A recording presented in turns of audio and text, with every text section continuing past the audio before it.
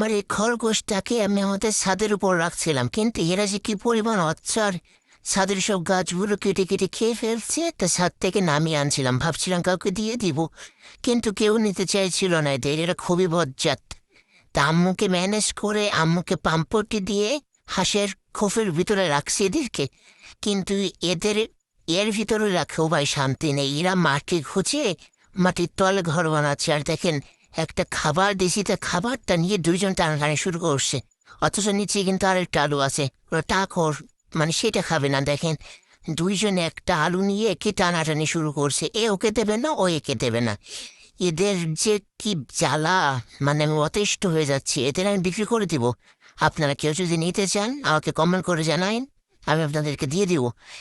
এদের এত জ্বালা সহ্য হচ্ছে না। এদের খাবার দিলেও এরা তেমন একটা খাবে না। এরা শুধু ছেড়ে দাও, দৌড়াই বেড়াবে এ পাড়া থেকে ও পাড়া, ও পাড়া থেকে এ পাড়া। আর একবার ছাড়লে এদেরকে ধরাও যায় না। আর এদের দাঁতে প্রচুর ধার। আমি একদিন ধরছিলাম, আমার হাতে কামড়া ধরছিল। জম্মের খারাপ এরা। এদের কিনে বিপদে পড়ছে, আমার টাকাগুলো চলে গেছে। এদেরকে বিক্রি করে দেবো, আপনারা যদি কেউ নিতে চান বললেন। আর খরগোশ নাকি খাওয়া যায়।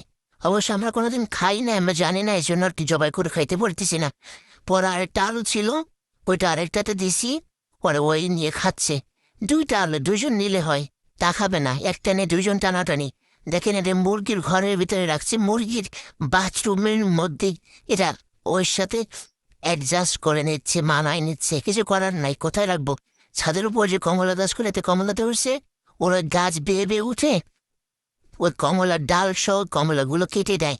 যার কারণে বাড়ির মানুষ বকাবকে ঘুরতেছে। জন্য এনে আম্মুকে ম্যানেজ করে আম্মুর ওই মুরগির খোপের ভিতরে রেখে রেছি। যতদিন না ওদের খোপ বানাবো, ততদিন ওরা ওই মুরগির খোপের ভিতরে থাকবে। ওদের খাওয়া দাওয়া পানি সব ওর ভিতরে দিই, দিয়ে 2-3 বার খাবার দিই।